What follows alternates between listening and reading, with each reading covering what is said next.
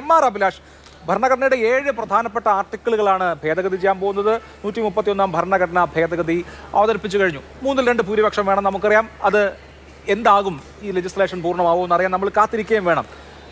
എന്ത് തോന്നുന്നു ഈ നിയമനിർമ്മാണത്തെക്കുറിച്ച്? ഒന്ന്, ഇതിന്റെ ടൈമിംഗ് സംബന്ധിച്ച് 2 ക്രൂഷ്യലായിട്ടുള്ള നിയമസഭാ തെരഞ്ഞെടുപ്പ് നടക്കുന്നതിന് ഇടയ്ക്ക് എന്തിന് ഈ സെഷൻ എന്ന ചോദ്യം ഉയരുന്നുണ്ട്. അതിനപ്പുറത്ത് കഴിഞ്ഞ 50 വർഷമായിട്ട് ജനസംഖ്യാനുപാതികമായ ഡിലിമിറ്റേഷൻ നടന്നിട്ടില്ല എന്നിരിക്കെ ഈ നിയമനിർമ്മാണം അനിവാര്യമാണോ? എന്ത് തോന്നുന്നു? ശ്രീ അഭിലാഷ്, അങ്ങയുടെ ചോദ്യത്തിന് 2 ലെഗ്സ് ആണുള്ളത്. ആദ്യത്തേത് എസെൻഷ്യലി ഒരു പൊളിറ്റിക്കൽ ക്വസ്റ്റ്യൻ ആണ്. നേരത്തെ ഇവിടെ ചൂണ്ടിക്കാട്ടിയതുപോലെ 2029 ഇലക്ഷന് മുമ്പ് ഇങ്ങനെ ഒരു നടപടിക്രമം വരികയാണെങ്കിൽ അത് ഭരിക്കുന്ന പാർട്ടിക്ക് ഗുണമുണ്ടാകും എന്നുള്ള ഒരു ചിന്ത, അതൊരു രാഷ്ട്രീയ വിമർശനമാണ്. അതിൻ്റെതായിട്ടുള്ള പ്രസക്തിയുമുണ്ട്. പിന്നെ തിടുക്കപ്പെട്ട് എന്തുകൊണ്ട് ഇങ്ങനെ ഒരു തീരുമാനമെടുത്തു, 2021 എന്തുകൊണ്ട് സെൻസസ് നടന്നില്ല, അതിന്റെ അടിസ്ഥാനത്തിലല്ലാതെ ഇങ്ങനെ ഒരു തീരുമാനം എടുക്കുന്നതിന്റെ യുക്തി, ഇതൊക്കെ എസെൻഷ്യലി പൊളിറ്റിക്കൽ ക്വസ്റ്റ്യൻസ് ആണ്. രാഷ്ട്രീയ പാർട്ടികളുടെ പ്രതിനിധികൾ അത് വളരെ ശക്തമായിട്ട് അതിനെക്കുറിച്ച് സംവദിക്കുന്നുണ്ട്. ആ ഒരു വിഷയത്തിലേക്ക് ഞാൻ അതുകൊണ്ട് മാത്രം കടക്കുന്നില്ല. അതിന്റെ പ്രസക്തി കുറച്ച് കാട്ടുകയല്ല ചെയ്യുന്നത്, വളരെ പ്രസക്തമായിട്ടുള്ള ചോദ്യങ്ങൾ തന്നെയാണ്.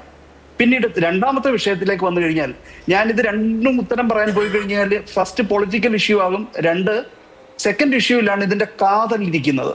അവിടെയാണ് എന്റെ ഫോക്കസും. അടിസ്ഥാനപരമായിട്ട് ശ്രീ അഭിലാഷ്, ഭരണഘടനയുടെ 81, 82, 170 വകുപ്പുകൾ അനുച്ഛേദങ്ങൾ എന്ന് നമ്മൾ സാങ്കേതികമായിട്ട് പറയും. ആ 81, 82, 170 ഇന്ത്യയിലെ ജനങ്ങൾക്ക് ഉറപ്പു തരുന്നത് പൊളിറ്റിക്കൽ ഇക്വാളിറ്റിയാണ്.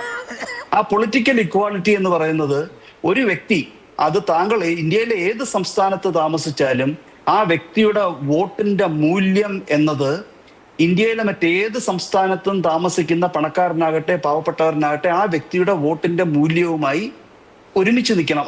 അതിനകത്തൊരു ഇക്വാളിറ്റി ഉണ്ടാകണം. 1 person 1 vote എന്ന് പറയുന്ന മൾട്ടി പാർട്ടി ഡെമോക്രസികളിലൊക്കെ ഉള്ള ആ ഒരു പ്രിൻസിപ്പിളാണ്. ഈ 81 എന്ന് പറയുന്ന വകുപ്പിന്റെ 2ാം ഉപവകുപ്പിന്റെ എയും ബിയും, അത് കൂടുതൽ സാങ്കേതികത്വത്തിലേക്ക് ഞാൻ കടക്കാൻ കഴിയാഞ്ഞിട്ടില്ല, സമയം കൂടുതൽ അപഹരിക്കണ്ട എന്നോർത്തിട്ട് തന്നെയാണ്. ആ എയിൽ പറയുന്നത് ഓരോ സംസ്ഥാനത്തിനും ലോക്സഭയിൽ അത്രയും സീറ്റുകൾ അലോക്കേറ്റ് ചെയ്യണം. എന്തായിരിക്കണം? ഈ അലോക്കേറ്റ് ചെയ്യുന്ന സീറ്റും ആ സംസ്ഥാനത്തിലെ ജനങ്ങളും തമ്മിലുള്ള ആ ഒരു റേഷ്യോ, അത് ഇന്ത്യ എമ്പാടും അത് ഒന്നായിരിക്കണം. അപ്പം ഒരു സംസ്ഥാനത്തിന് സീറ്റ് അലോക്കേറ്റ് ചെയ്യുമ്പോൾ അത് അവിടുത്തെ പോപ്പുലേഷന്റെ അടിസ്ഥാനത്തിലായിരിക്കണം. രണ്ടാമത് ഈ ബി പറയുന്നത് എന്താണെന്ന് ചോദിച്ചു കഴിഞ്ഞാൽ, ഓരോ കോൺസ്റ്റിറ്റ്യുവൻസിയില് പ്രാതിനിധ്യമുള്ള അവിടുത്തെ ജനങ്ങളും ആ കോൺസ്റ്റിറ്റ്യുവൻസി നടത്തുന്ന പ്രാതിനിധ്യവും തമ്മിൽ ഓരോ സ്റ്റേറ്റിലും എമ്പാടും അതിനകത്തൊരു തുല്യത പാലിക്കപ്പെടണം. അതായത് ആദ്യം ലോക്സഭയിലെ അലോക്കേഷനെ കുറിച്ചാണ് പറയുന്നത്. രണ്ടാമത് ഓരോ സംസ്ഥാനത്തിലും കോൺസ്റ്റിറ്റ്യുവൻസികളിൽ പ്രതിനിധാനം നടക്കുമ്പോൾ അതിനകത്തൊരു തുല്യത വേണം. എന്നിട്ട് 82ാം വകുപ്പ് എന്താണ് പറയുന്നതെന്ന് ചോദിച്ചു കഴിഞ്ഞാൽ, ഓരോ സെൻസസ് കഴിയുമ്പോഴും ലോക്സഭയിലെയും 170 പ്രകാരം ലെജിസ്ലേറ്റീവ് അസംബ്ലിയിലെയും സീറ്റുകൾ റീഅഡ്ജസ്റ്റ് ചെയ്യണം. അതായത് പോപ്പുലേഷനിൽ വരുന്ന മാറ്റം കണക്കിലെടുത്ത് റീഅഡ്ജസ്റ്റ് ചെയ്യണമെന്നത് 82ാം വകുപ്പ് പ്രകാരം ഒരു കോൺസ്റ്റിറ്റ്യൂഷണൽ മാൻഡേറ്റ് ആണ്. ഞാൻ വീണ്ടും പറയുന്നു, എന്തുകൊണ്ട് ഈ ധൃതി എടുത്ത് ഇപ്പൊ ചെയ്യുന്നു? 2029 ലോക്സഭാ ഇലക്ഷൻ, അതിനൊന്നുമുള്ള ഉത്തരവല്ല ഞാൻ പറയുന്നത്.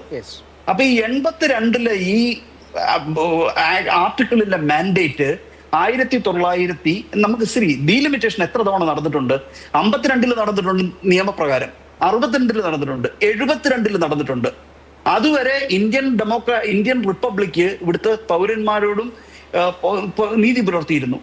എന്നാൽ 72 ഡീലിമിറ്റേഷന് ശേഷം 42ാം ഭരണഘടനാ ഭേദഗതി പ്രകാരം ജനസംഖ്യാ നിയന്ത്രണ പദ്ധതികളുമായിട്ട് ബന്ധപ്പെട്ട് കംപ്ലീറ്റ് ഇത് ഫ്രീസ് ചെയ്തു. ആ ഫ്രീസ് ചെയ്തത് 2000 വരെയുള്ള ആ ഒരു കാലയളവ് വരെ ഫ്രീസ് ചെയ്തത് 84ാം ഭരണഘടനാ ഭേദഗതി പ്രകാരം വീണ്ടും ഫസ്റ്റ് സെൻസസ് ആഫ്റ്റർ 2026, അതായത് 2031 സെൻസസിന് ശേഷം മാത്രമേ ഓരോ സംസ്ഥാനത്തിനും അലോക്കേറ്റ് ചെയ്തിട്ടുള്ള സീറ്റുകൾ ലോക്സഭയിൽ മാറ്റാവൂ. അപ്പൊ നിങ്ങളൊരു ചോദ്യം ചോദിക്കും, ഈ 2002 ഡീലിമിറ്റേഷൻ എങ്ങനെ നടന്നു എന്നുള്ളത്. 2002 ഡീലിമിറ്റേഷൻ ഓരോ സംസ്ഥാനങ്ങൾക്കുള്ളിൽ മാത്രമായിട്ട് പരിമിതപ്പെടുത്തിക്കൊണ്ടുള്ള ഡീലിമിറ്റേഷനാണ്. അതായത് പൊതുവെ പറഞ്ഞു കഴിഞ്ഞാൽ തിരുവനന്തപുരം കോൺസ്റ്റിറ്റ്യുവൻസിയിൽ എത്ര ജനങ്ങളുണ്ടോ അതിന് സമാനമായിട്ടായിരിക്കണം കാസർഗോഡ് കോൺസ്റ്റിറ്റ്യുവൻസിയുടെ പോപ്പുലേഷൻ സ്ട്രെങ്ത്. ഐഡിയലി ഡീലിമിറ്റേഷൻ പ്രോപ്പറായിട്ട് നടക്കുകയാണെങ്കിൽ രാജ്യമെമ്പാടും ലോക്സഭാ കോൺസ്റ്റിറ്റ്യുവൻസിയിലെല്ലാം ഒരേ പോപ്പുലേഷൻ വേണം. അത് പൊളിറ്റിക്കൽ ഇക്വാളിറ്റിക്ക് വളരെ അനിവാര്യമായിട്ടുള്ള കാര്യമാണ്. പക്ഷേ 72 ശേഷം 2000 വരെ അല്ലെങ്കിൽ ഇപ്പോ ഈ 2026 വരെ ആ പൊളിറ്റിക്കൽ ഇക്വാളിറ്റി കോംപ്രമൈസ് ചെയ്യപ്പെട്ടിട്ടുണ്ട് എന്നുള്ളത് വളരെ അതൊരു വലിയ ഗൗരവമാണ്. വിഷയമാണ്, അതൊരു ചോദ്യമാണ്. ആ വിഷയം ഇവിടെ ഉന്നയിക്കപ്പെടും. എനിക്കൊരു ചെറിയ ഇടവേള വേണം. ഇടവേളയ്ക്ക് ശേഷം